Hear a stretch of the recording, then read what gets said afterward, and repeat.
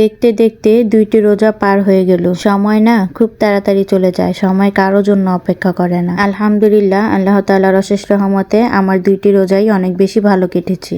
তোমাদের এই 2টা রোজা কেমন কেটেছে প্লিজ কমেন্টে জানিয়ে দিও। হ্যালো এভরিওয়ান, আসসালামু আলাইকুম। কেমন আছো তোমরা সবাই? আলহামদুলিল্লাহ, আল্লাহ তাআলার অশেষ রহমতে আমরা সবাই অনেক বেশি ভালো আছি। যেহেতু রোজার সময় কিন্তু একটু ঘুম থেকে দেরি করে ওঠা হয়, কারণ সকাল সকাল আর রান্নার ঝামেলাটা থাকে না। আমার কাছে মনে হয় সকালবেলা রান্নার ঝামেলা না থাকলে অর্ধেকটা কাজই কমে যায়। আর এখন যেহেতু রোজা, প্রতিদিনই আমার কিন্তু একটু দেরি করে ঘুম থেকে ওঠা হবে। এই রোজার সময়টা না এই কারণে আমার কাছে সবচাইতে বেশি ভালো লাগে। সকালে রান্না করার কোনো প্যারা থাকে না, দুপুরেও খাওয়া দাওয়ার কোনো ঝামেলা থাকে না। তোমাদের সাথে কথা বলতে বলতে তো বিছানাটা গুছিয়ে নিয়েছি, তারপরে চলে আসলাম জামা কাপড় নেড়ে দিতে। আসলে সকাল সকাল ঘুম থেকে উঠে জামা কাপড় কেচে দিলে জামা কাপড়গুলো খুব তাড়াতাড়ি শুকিয়ে যায়, এই জন্য আমার খুব ভালো লাগে। আমি কিন্তু প্রতিদিন সকালবেলা এতগুলি জামা কাপড় পরিষ্কার করি। আচ্ছা, যারা এই পর্যন্ত আমার ভিডিওটি দেখেছো, একটু হলেও যদি ভালো লেগে যায় প্লিজ আমার ভিডিওটিতে একটি লাইক করে যেও।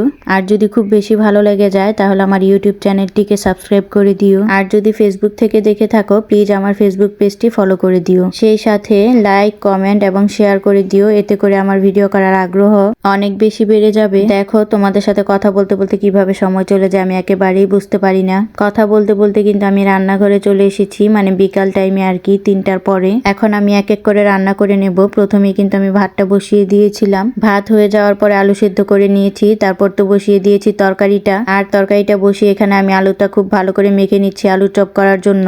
আসলে আলু চপটা তোমাদের ভাইয়ার জন্য, তোমাদের ভাইয়া আলু চপটা অনেক বেশি পছন্দ করে খায়। তো আমি এখানে আলু চপগুলো এক এক করে বানিয়ে নিচ্ছি, আর ওইখানে কিন্তু তরকারি রান্না হচ্ছে। কি রান্না করব সেটাই কিন্তু তোমাদের সাথে শেয়ার করা হয়নি। আজকে মুরগির মাংস রান্না করতেছি। আসলে কথা বলতে বলতে না মেন টপিক গুলো একদম ভুলে যাই, কি দিয়ে কি বলবো একেবারেই বুঝতে পারি না। জানি না আমার এই এলোমেলো কথা তোমাদের কাছে কেমন লাগে, তবে আমি কিন্তু এমনই। আসলে সবাই তো আর সব দিক দিয়ে পারফেক্ট হয় না, আর আমি যেমন আমি চাই সব সময় তেমনই থাকতে। তো তোমাদের সাথে কথা বলতে বলতে এখানে আমার রান্নাটা প্রায় কমপ্লিট হয়ে আসছে, মানে তরকারি রান্নাটা আর কি। এখন পরিমাণ মতো ঝোলটা টানিয়ে তারপর তরকারিটা নামিয়ে নেবো। এই তো তরকারি রান্নাটা একেবারে কমপ্লিট। কি দেখে ভাবছেন অনেক বেশি মশলা হয়ে গেছে? আসলে আমরা অনেক বেশি ঝাল খাই, তাই আমাদের তরকারিতে অনেক বেশি মশলা থাকে, মানে কালারটা অনেক বেশি গাঢ় হয় আর কি। আর এই যে এখন আমার সবচাইতে পছন্দের কাজটা করছি, ইফতার বানানো। বরাবরই আমি ইফতার বানাতে অনেক বেশি পছন্দ করি। আমার কাছে মনে হয় বেশিরভাগ মেয়েরাই ইফতার বানাতে অনেক বেশি পছন্দ করে, অনেক বেশি ভালো লাগে আর কি। আর আমার চুলাটার দিকে একটু তাকিয়ে দেখো কি পরিমাণে আগুন। এই আগুনের তাপেই কিন্তু আমার ভাজা পোড়াগুলো একেবারে কমপ্লিট হয়ে যাবে, একেবারে কোনো জাল লাগবে না। তাই আমি এই আগুনের তাপে ভাজা পোড়াগুলো খুব সুন্দর করে কমপ্লিট করে নেই।